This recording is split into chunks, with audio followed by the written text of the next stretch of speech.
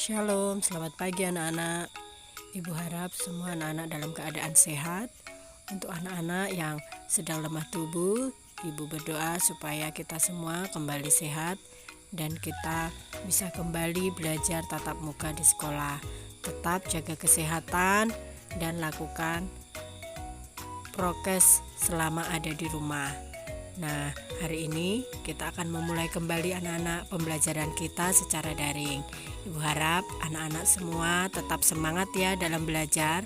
Dan sebelumnya, silakan anak-anak membaca renungan paginya dan berdoa terlebih dahulu sebelum membuka pelajaran hari ini. Tetap semangat, Tuhan memberkati. Silakan anak-anak membuka buku-buku penanya di halaman yang ini ya. Tema 6, subtema yang ketiga, tumbuhan di sekitarku. Untuk muatan bahasa Indonesia, di pembelajaran yang pertama kita akan membahas tentang penggunaan tanda titik pada kalimat. Dalam menulis sebuah kalimat, kita perlu memperhatikan penggunaan tanda titik. Tanda titik merupakan tanda akhir dari suatu kalimat. Setelah tanda titik, kita dapat menuliskan kalimat yang baru. Silakan anak-anak lihat di kotak yang abu-abu itu. Di situ ada sebuah kalimat yang diawali dengan huruf kapital dan diakhiri dengan tanda titik. Tumbuhan memerlukan makanan, titik. Berarti itu satu kalimat ya anak-anak. Setelah tanda titik, baru kalimat yang baru ada huruf kapital ya untuk mengawali kalimat. Setelah tanda titik, gunakan huruf kapital. Makanan tumbuhan adalah pupuk dan air. Titik ya. Seperti itu ya anak-anak ya. Akhiri setiap kalimat dengan tanda titik. Lalu setelah titik baru diawali dengan huruf kapital kembali. Supaya anak-anak lebih paham, di bawah itu ada kegiatan latihan. Anak-anak bisa memberikan tanda titik yang tepat seharusnya ada di mana ya. Suasana sore hari sangat sejuk. Titik ya, karena setelah itu ada K besar atau komang, itu berarti awal kalimat ya, huruf besar. Berarti di sejuk itu, setelah kata sejuk itu anak-anak berikan tanda titik. Lalu Komang dan Lani melihat berbagai macam tumbuhan. Titik lagi ya. Ada bunga mawar dan bunga matahari. Titik. Silakan anak lanjutkan ya. Mana kalimat yang harus diakhiri dengan tanda titik. Nah, untuk selanjutnya anak-anak silakan buka halaman setelahnya. Masih dengan satuan berat ya. Kali ini kita akan membahas tentang soal cerita untuk kesetaraan satuan berat. Hasil pengukuran berat dapat dinyatakan dengan dalam satuan gram ya, atau G itu gram, kilogram itu kg, lalu Hg itu adalah hektogram ya. Untuk menyelesaikan masalah berat, kita perlu menyamakan satuan berat terlebih dahulu. Ingat kembali hubungan antar satuan berat berikut. Silakan anak-anak perhatikan untuk satuan berat berikut. 1 kg atau 1 kilogram itu sama dengan 1000 G. Lalu 1 kilogram sama dengan 10 Hg ya. 1 Hg atau hektogram itu sama dengan 100 G atau 100 gram. Anak-anak masih ingat tentang tangga satuan berat ya, ada 7, yang paling atas adalah kilogram, lalu hektogram, dekagram. Silakan nanti anak-anak buat ya supaya anak-anak mengerti. Ingat kembali ya, kalau turun kita tambahkan nolnya, bila tangganya naik nolnya dikurangkan ya. Nah, bagaimana menyelesaikan soal cerita? Ayah membeli 3 kg atau 3 kilogram jeruk dan 20 hektogram anggur. Berapa hektogram jumlah buah yang dibeli ayah? Penyelesaian, jumlah buah yang dibeli tadi berapa? 3 kg ya, ditambah jeruk dan anggur tadi ya, 20 Hg. Nah, kita lihat anak-anak, Kg dan Hg belum sama ya satuannya. Nah, kita samakan dulu. 3 Kg ke Hg. Kg ke Hg itu turun atau naik? Turun ya, turun 1 tangga.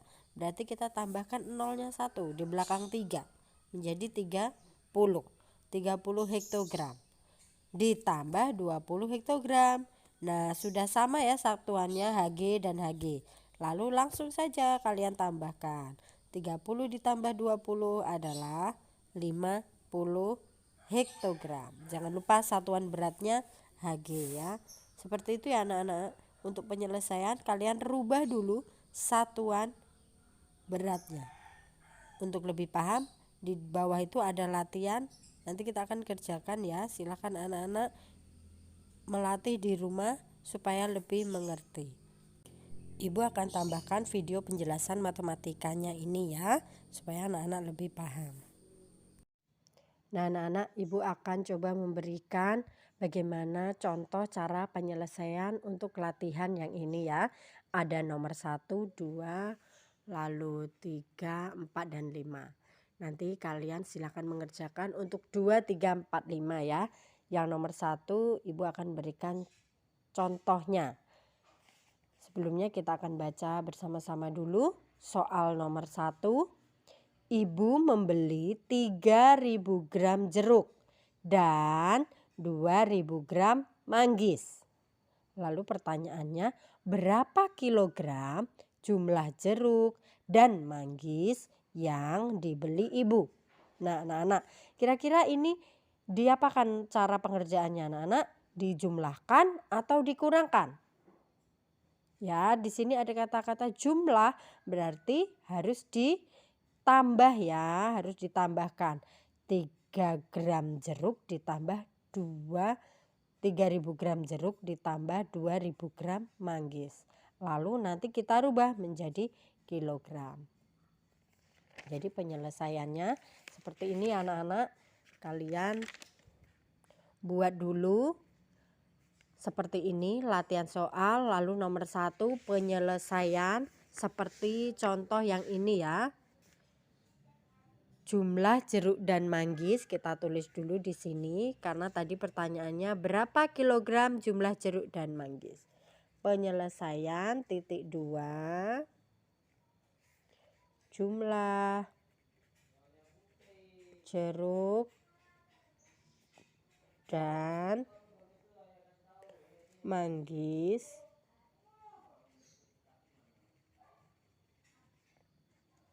kalau sudah seperti itu, buat sama dengan di bawah, sama dengan, atau di sebelahnya juga boleh.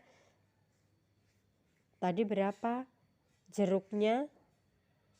3.000 gram ditambah manggisnya berapa anak-anak? 2.000. Kalau sudah seperti itu, sama dengan lagi di bawahnya, kita rubah gram ini menjadi apa yang diminta tadi? Kg ya. Kalian ingat untuk tangga satuan berat, silakan anak-anak buat ya seperti ini di bukunya supaya ingat. Kilogram, hektogram, dekagram ya.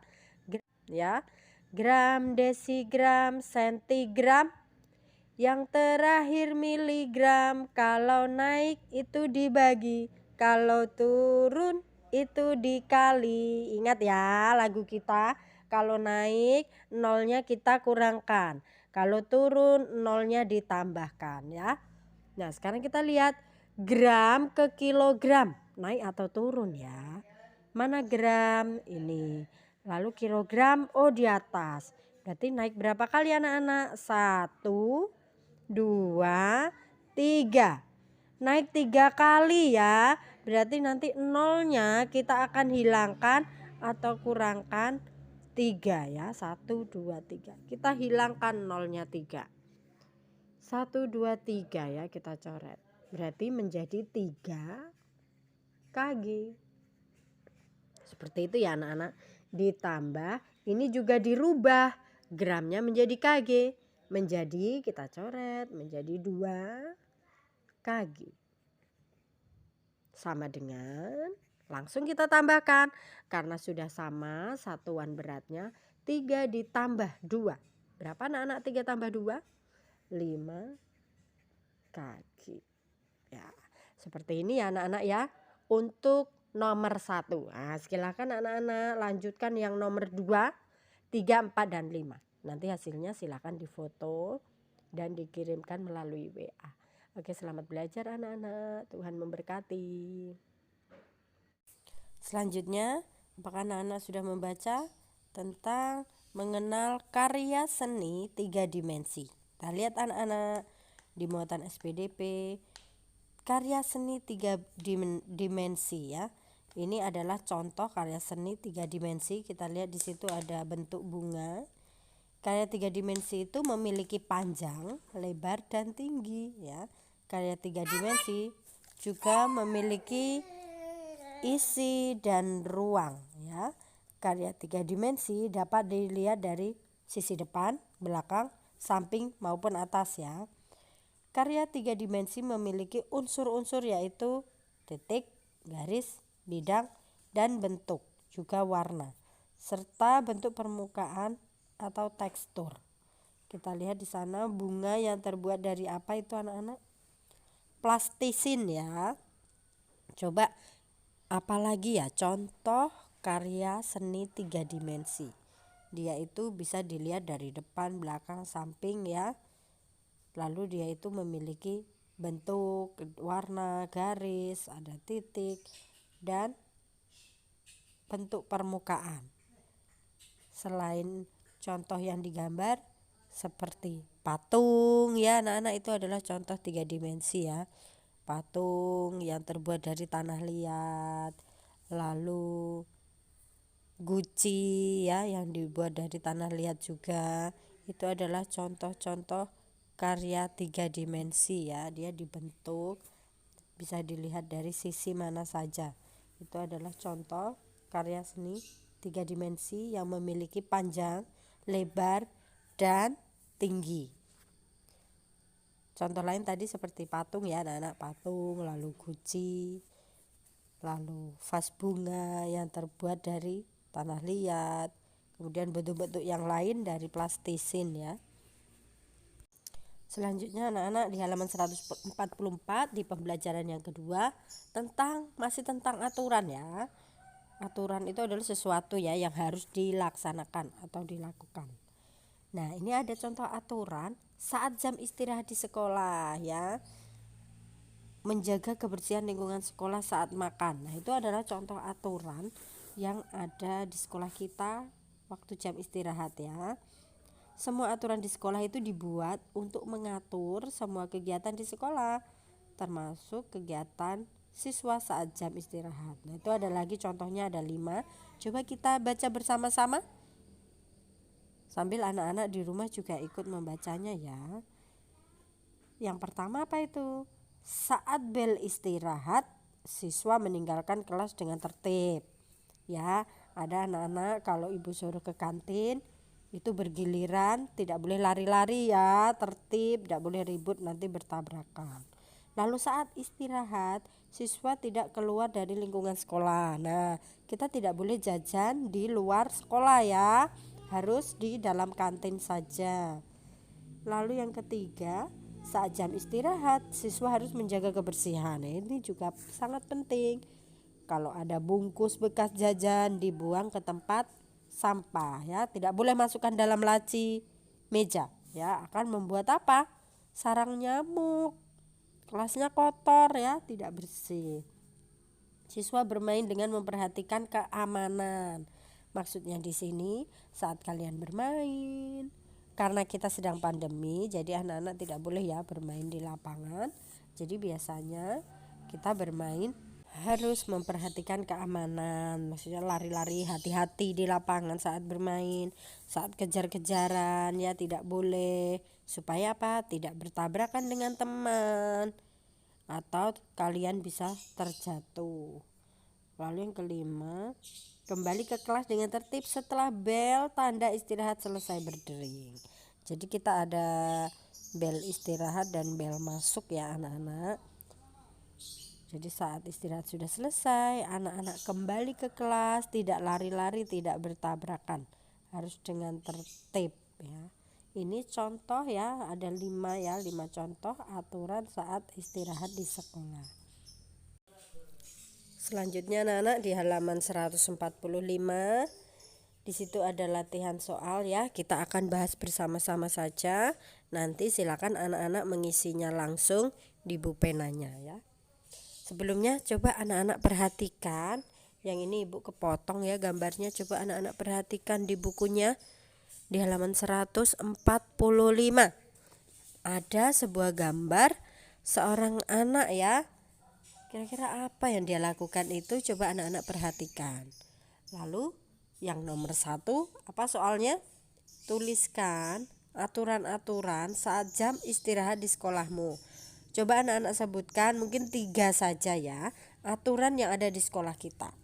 Tidak jauh beda dengan aturan yang kita baca bersama-sama tadi ya, yang halaman 144. Kalau di sekolah kita bagaimana? Ya, sebutkan 3 saja. Mungkin yang pertama boleh keluar kelas dengan tertib ya, membuang sampah pada tempatnya. Lalu apalagi anak-anak? Yang ketiga, masuk ke kelas dengan tertib juga boleh ya, masuk ke kelas dengan tertib. Tidak berantem dengan teman juga boleh. Ke kantin dengan tertib ya. Itu contoh aturan-aturan yang ada di sekolah kita saat jam istirahat. Kalian boleh sebutkan 3 saja. Lalu yang nomor 2, siapa yang harus mematuhi aturan di sekolah? Apakah hanya anak-anak saja ataukah ibu guru? Siapa anak-anak yang harus mematuhi aturan di sekolah? Semua warga sekolah ya, atau semua yang ada di sekolah, anak-anak, guru, dan semua petugas yang ada di sekolah ya. Ini adalah aturan di sekolah, semuanya harus mematuhi. Lalu yang nomor 3, apa manfaat mematuhi aturan saat jam istirahat? Tentu banyak manfaatnya ya. Manfaatnya anak-anak, apa anak-anak? Kegiatan dapat berlangsung aman, tertib, dan menyenangkan. Itu di bacaan paling atas ya. Yang di atas itu ada itu anak-anak. Jika siswa mematuhi semua aturan yang ada, maka kegiatan dapat berlangsung aman, tertib, dan menyenangkan. Silakan diisi ya. Lalu nomor 4, apa akibatnya jika ada siswa yang tidak mematuhi aturan saat jam istirahat? Akibatnya apa anak-anak kalau kita tidak mematuhi aturan? Tentu jadi kacau dan tidak tertib ya. Lalu kegiatan menjadi tidak menyenangkan ya. Itu akibatnya apabila kita tidak mematuhi aturan saat jam istirahat. Dan bisa bertabrakan mungkin kalau lari-larian ya. Nah, selanjutnya yang nomor 5, apakah gambar di atas merupakan sikap mematuhi aturan di sekolah? Kita jawab dulu. Kita lihat gambarnya dulu anak-anak. Apakah gambar di atas merupakan sikap mematuhi aturan di sekolah? Tidak ya. Kenapa tidak itu? Praktekkan sikap yang seharusnya dilakukan. Kenapa tidak sesuai? Karena dia membuang sampah sembarangan ya. Lalu praktekkan atau sikap yang seharusnya dilakukan adalah sebaiknya anak membuang sampah di tempat sampah ya. Silakan anak-anak isi langsung di bukunya seperti itu. Demikian anak-anak pembahasan materi untuk pembelajaran 1 dan 2 di tema 6 subtema yang ketiga dan latihan soal yang kita bahas bersama di halaman 145 ini. Nah, untuk tugas anak-anak hari ini adalah mengerjakan tugas matematika tadi ya. Silakan dikerjakan sesuai dengan contoh dan dibuat di buku tulisnya. Lalu hasilnya silahkan difoto dan dikirimkan melalui WA. Selamat belajar ya anak-anak, tetap semangat belajar di rumah bersama orang tua. Ya, harus taat kepada orang tua, harus nurut ya. Belajarnya harus patuh ya. Kita berdoa supaya kita kembali tatap muka di sekolah ya anak-anak. Jaga kesehatan. Tuhan Yesus memberkati.